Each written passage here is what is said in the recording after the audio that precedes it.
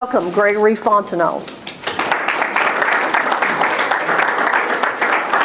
Thank you very much. Well, thank you very much. I'm delighted to be here, particularly since he got me home early from a war game in Carlisle Barracks. The temperature in Carlisle last week was pretty warm, and over the weekend it dropped to the bottom of 45 at night. So I was kind of happy to come back to Kansas where the weather was unseasonably warm as always. World War I is maybe the most dramatic thing that happened in European history until it was superseded in misery and horror by World War II. You can properly think of those two wars as being one event, or as Marshal Foch put it, when the Versailles Treaty was signed, that all we had done, he said, was secure an armistice for 20 years. He was wrong by about a year. It was 19 years later that World War II broke out. World War I is important to understand because a lot of the things that we think about today were dramatically influenced by the war. Even strange things are trivial. If you ever smoked, there used to be a thing, never light 3 cigarettes on one light, 3 on a match, from World War I. Because at night, if you had 1, 2, 3 people try to light it, the guys on the other side could beat in on you and kill you. The trench coat. Were you ever wonder where that came from? It came from coats designed to be worn in the trenches. My personal favorite, because I've had it, is trench foot, which doctors more properly call immersion foot. But if you stand in water up to your knees for weeks at a time, you're liable to have some issues with your feet. There are many other things, like the whole notion of, if you served in the Vietnam War, you say somebody got wasted. That came from World War I as well. The British had a statistic they maintained each day for the units in the field, the amount of wastage they had that day. That was soldiers killed by accident, soldiers that died of disease, soldiers that got killed by the itinerant sniper on the other side, or somebody that got killed by a grenade on a raid or whatever. And they expected a certain number to die every day, quote, wastage. So the language was changed by the war and the way we thought about things. If you think the diplomatic operations that are going on today vis-a-vis Syria appear to be amateur hour, then you should go back and look at the crisis of July 1914 that led to the war in August 14. Distraction, miscalculation, misunderstanding, the lag time in communications, all of the things that lead to human error produced this war. And the consequence was the first truly global war. The Allied powers had 35 people participating in the war. The United States, United Kingdom, France, Italy being some of the major ones. But Costa Rica, Siam, Brazil, and Japan also fought on the Allied side. There are even smaller countries in South America, but I'll spare you all the details. There were several Central Powers, including parts of Africa that fought on the side of the Germans, as well as Bulgaria and the Saudi Arabians, who were known by a different name at the time, and of course the Ottoman Empire. So the thing was fought mostly in Europe, 475 miles of trenches by the summer, into the summer of 1914, from the Alps up to the coast in Belgium around Ostend. But it was also fought all across Eastern and Central Europe, from the Baltic Sea all the way down to the Caucasus Mountains. The Italians and the Germans and the Austrians all fought in the Alps. Some of the most horrible fighting that occurred over the area of Caporetto. If you have seen For Whom the Bell Tolls or read the novel, it's about an American and an Italian ambulance unit in the Italian campaign in the Alps. And obviously you've heard of Gallipoli and the Dardanelles, the fighting that occurred in the Turkish Empire on the European side of the Dardanelles, as well as the fighting in the Middle East, where the guy who finally closed out the fighting for the Brits was named Viscount Allenby of Armageddon and Megiddo, because he literally ended the fighting at Armageddon and Megiddo, the biblical places. I've actually been there, and it's just north of the Sea of Galilee. It's kind of a humbling experience to see that this war was fought all over that area, and the Saudi Peninsula, as well as all along the north coast of Africa, as far south as the central eastern coast of Africa.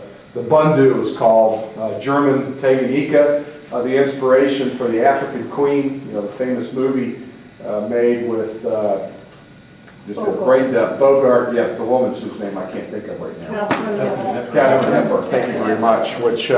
So it was an enormous war. There were naval fights in the Pacific and as well as the South Atlantic and the Falkland Islands. Give you some idea of the scale of the horror. 67,438,810 troops were mobilized. The Allies lost killed, just the killed, not wounded and sick and the rest, 5,152,115. The Central Powers lost 3,386,200. The total casualty count for all sides was 37.5 million. So your chances of being killed or wounded were 50%. Think about that. 50%. 37.5 million. Consider how anxiety-laden we are, about 5,000 soldiers killed, about 30,000 wounded in 10 years of fighting, and this all happened in less than 4 years. In one day, on the 1st of July 1916, between 7 and noon, the British had 65,000 killed, wounded, or captured. 65,000. In 10 months at Verdun, both sides lost 1 million men. If you go to Verdun, there's a place that was actually built by Americans called Douaumont. It's built on the scene or the site of an old fort. And it is a memorial that has an ossuary with the bones of 100,000 men on display in glass cases. So we talk about unbelievable scale of horror.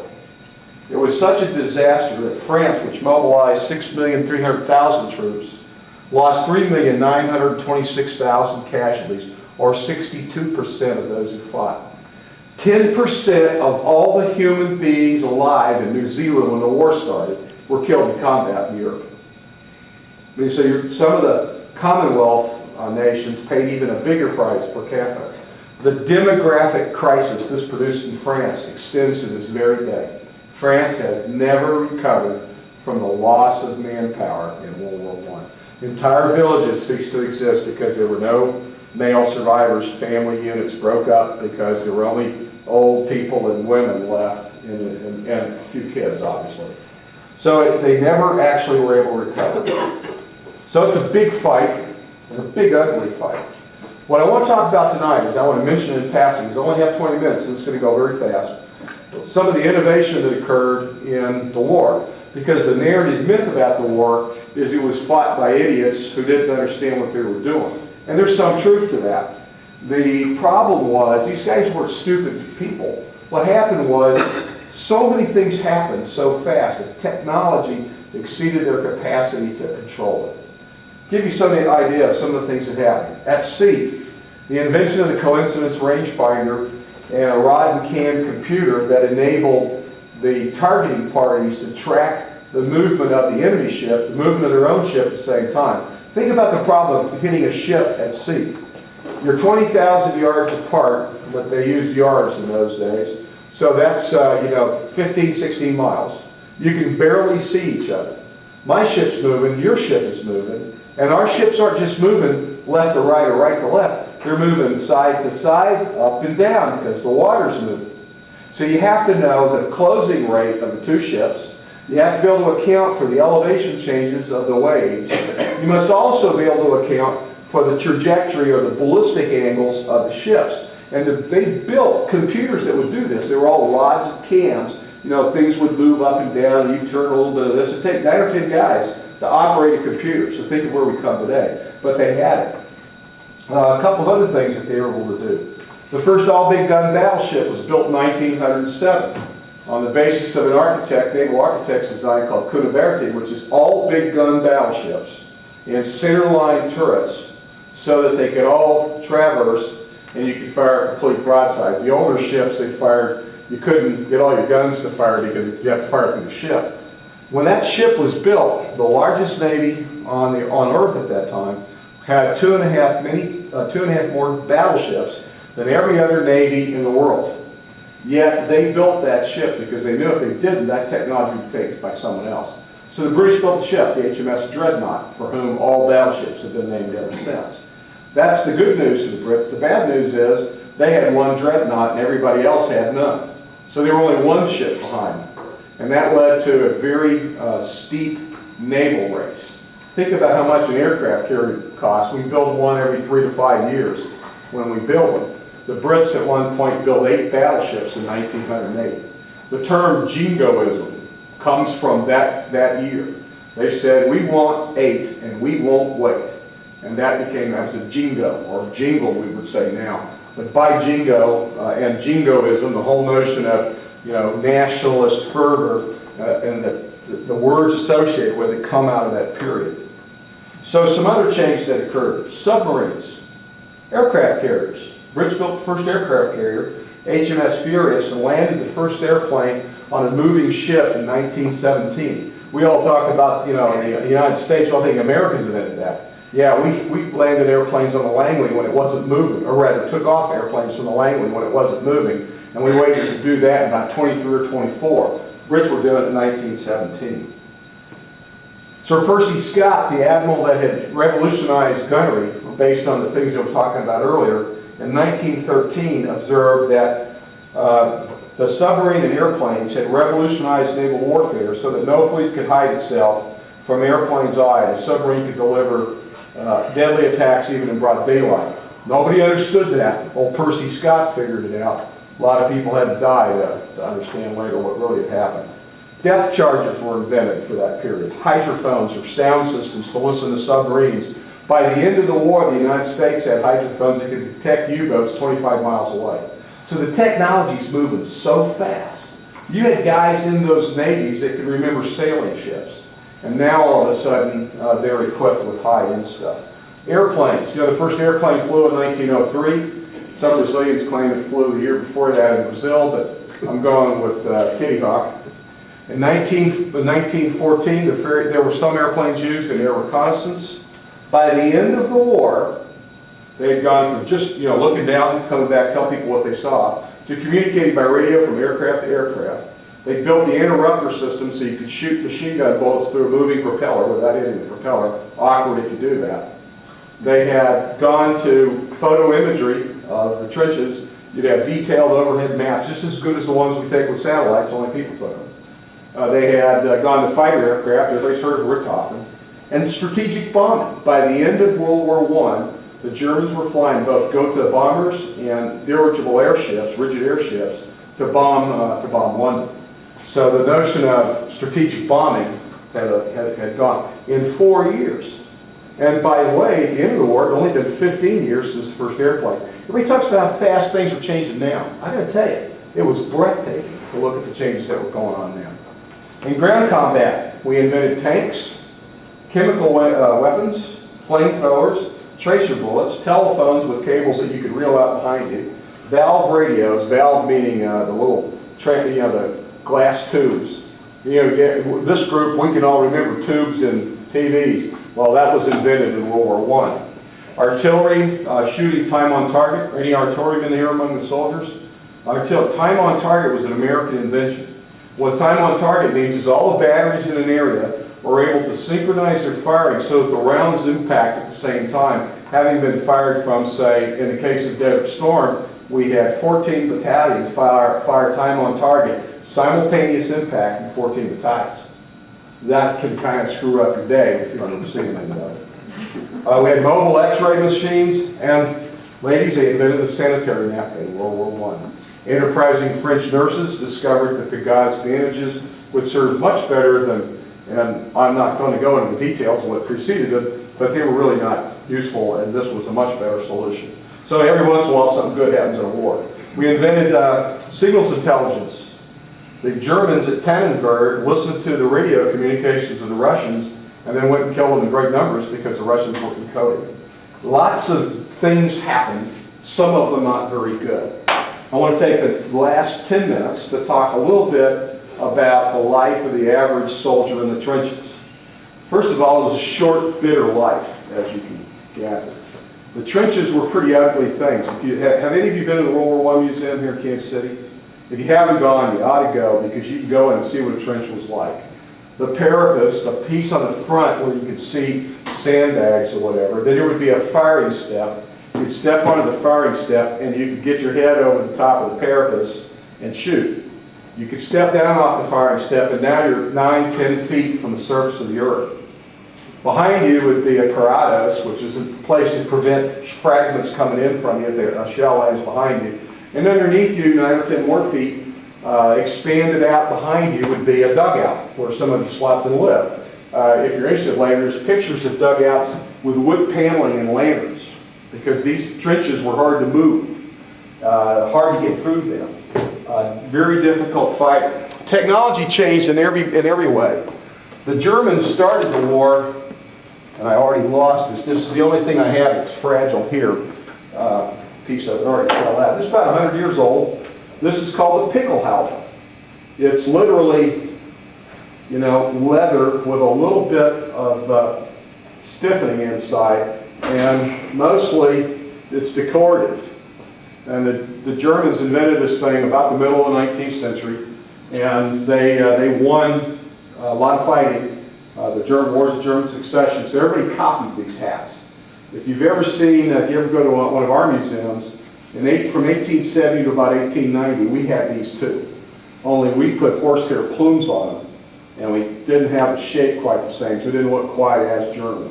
But we copied it, just as we copied the French before. The kepi that everybody sees in the Civil War movies was borrowed from the French, or copied from the French after the Crimea. Let me pass this around. I'd ask you to be a little cautious with it because it's pretty fragile. The Germans, being enterprising lads, built this. Now, I don't have in it the lining, but it would have a leather sweatband with some attachments. All the soldiers in the room, remember what those were like. Remember how hard they are to get in and get out, make sure they fit. These lugs on the side were so that you could have a face shield that would come down over the top of the helmet, and it would prevent you from getting splinters and dirt and gravel thrown up in your eyes. And this would protect you reasonably well from fragments. And we'll just pass these all the same way. And if you would, just keep moving them from table to table. Now this last one, a lot of us wore. But this technology took till the 80s to develop. The helmets didn't change much. What does this helmet look like? Troops call it the Fritz, because it looks just like that. Because Fritzy understood one thing: you want to protect your ears. So this helmet has the exact same leather, nasty, this is all my sweat, it's fine with me. Nasty little headpiece that all of them did, but it's made of Kevlar. It will turn a bullet back. In Afghanistan in 11, I wore the successor to it, slightly different shape, just a little bit heavier and slightly better, and it is absolutely a lifesaver. The thing, though, that I really want to take a little time with is to talk just a bit about the weapon I think that stopped the Germans in August of 1914. This is a Lee Enfield, magazine operated, 5 rounds that you could shoot pretty easily. You put 5 rounds in the thing, and then it would fire as fast as you could do that. Now what the British had discovered when they fought in the Boer War was rifles kill, and they kill fast and they kill at long distances, and they lost a lot of fighting. So they reorganized themselves, and what they did with the Lee Enfield that's interesting is this has a backside which you can set for different ranges. Now when I move the thing up, the back of the sight moves up as well. This happens to be set for 1,400 yards. So when you're at 1,400 yards and you aim at a target, then notice that the weapon's up. That's because that's what the sight is forcing me to do. What the British discovered you could do is you take 800 guys in a battalion, everybody sets it at 1,400 if that's where the target is. You just aim in the general direction of the target and shoot. The Germans thought they were getting machine gun fire. Yes, I have a gourd, I have a very large head. And it killed Germans in great numbers because the Germans did not have the experience of South Africa. So they attacked in column formations. The British stopped them at a little town called Mons in Belgium, and another little town called Le Cateau.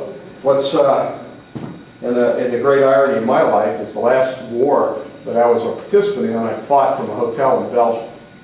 Now I've done Iraq a couple of times since, in Afghanistan, and if you have to go to war, going to war at a hotel in Belgium would be my first choice. During the Kosovo Air War, I gamely went home at midnight, worked hard, went home about midnight, 11 o'clock, slept in a 4-star hotel. Yeah, it was rough, somebody had to do it. Would drag myself out of bed, go do PT. And every morning I would walk by a little sign that said, here on this spot in August 1914, the British Expeditionary Force stopped the Germans. Now on the way back, I would pop about 100 yards further on, there was another little thing. Here on this spot, the British Expeditionary Force ended the war on 11 November 1918. For about 4 years, they killed each other in that same place. Ladies, I don't think you probably want to try to handle this, but maybe the Lord High Mayor of Lansing could take that around and show each of you the rifle. The other thing I want to give you a look at, the only thing I really do collect, I collect two things. I collect World War I helmets and trench arc. This happens to be the canister of an artillery round made in Karlsruhe, fired by a Serbian artillery unit. How the Serbs got it, I'll never understand, because they were fighting against the Germans. And a Serb soldier banged out with a hammer and probably a nail, or maybe the tip of a projectile, a bullet. And he banged out the shape of the Serbian coat of arms, the double-headed eagle of Serbia, with the 4 C's, which is, Serb people unite forever. This is the Serbs write in Cyrillic. I love this stuff. I have wax seal signets that people made. I've got pen and pencil sets. I've got one where you pull the bullet out of a canister and it's a pencil. I've got one that's for an inkwell, ashtrays and match safes. There's the other point I wanted to make. There's a lot of boredom in a combat environment. It's a hard way to live. But you're not fighting all the time. I'll give you a quick example of what life is like for one soldier, and then we'll talk a little bit about the poetry of the war. This guy was writing about what life was like for him. This is a regimental officer of the Royal Warwickshires writing in 1916. I find that I spent 65 days in the front line trenches, 36 more, bear in mind this could have been the winter, it would be, ankle deep or deeper in mud, and snowing when it wasn't doing that. 36 more in supporting positions close at hand, 120 days spent in reserve. They had 3 lines, front line, supporting line, reserve line, and each one going back was a little safer than the one ahead of it. 73 days resting, 10 days in hospital, 17 days in leave, 101 days under fire, including 12 tours in the trenches, of which the battalion made 16 during the year. And they talks about the actions they were in. So there were a lot of times of danger, but a fair number of times when there wasn't much going on, and you could make letter openers is the thing most of them make, because if you're a low-skilled guy like me, that would be about the best you could do. The other thing what I want to conclude with is the way the soldiers saw that war. These guys were, even the ones that weren't well educated, were pretty articulate. Here's a soldier's poem about what it was like to serve in the trenches. The world wasn't made in a day, and Eve didn't ride in a bus, but most of the world's in a sandbag, and the rest of it's plastered on us. So what they didn't dig up and put in bags was stuck to them because it was raining. Siegfried Sassoon was an infantry officer. This is Siegfried Sassoon commenting on what it was like digging trenches. And clink of shovels deepening the shallow trench. The place was rotten with dead. Green clumsy legs, high-booted, sprawled and grovelled along the saps. And trunks, face downward in the sucking mud, wild like trodden sandbags loosely filled. And naked sodden buttocks, mats of hair, bulged clotted heads, slept in the plastering slime. Not a very pretty picture. They lived hard, and they didn't live very long. Eventually, they got to the point, as you would guess, where there were real problems. We talk about PTSD. Lord Moran, who was a medical officer for the British Army, wrote a book called Courage, and he talked about the limits of it. In September 1914, there were 28,533 cases of what they called shell shock. Between September 1914 and December 17 for the Brits. 16,138 in July. That's because that's when the Somme fighting was, when that first day 65,000 were killed and wounded. One division got to its objectives, It was an Ulster division. There were 400 of them left when they got there. 400 out of about 15,000. The figure for July to December 17, embracing the Third Battle of Ypres, is only 4,938. I don't know what that means, except that it was a tough place to fight. The other thing I want to conclude with is, if you want to understand this war, you want to read this from the German point of view. Eric Muriel Remarque's book, All Quiet on the Western Front. It is really powerful stuff. His book about going home after the end of the war is in many ways even better. It's so disturbing, though, that nobody's ever going to make a movie of that. The other one that really had a big impression in Europe was C.S. Forster's book, The General. This is a man who wrote Rifleman Dodd about the Peninsular Wars. He wrote the Hornblower series about the Napoleonic sea fighting. He wrote The African Queen. He wrote this book. The most compelling passage in it to me, even though I don't entirely agree with him, he's describing the British Corps commander and his staff after the Somme, and they're trying to decide what to do next. In some ways, it was like the debate of a group of savages as to how to extract a screw from a piece of wood. Accustomed only to nails, they had made one effort to pull out the screw by main force.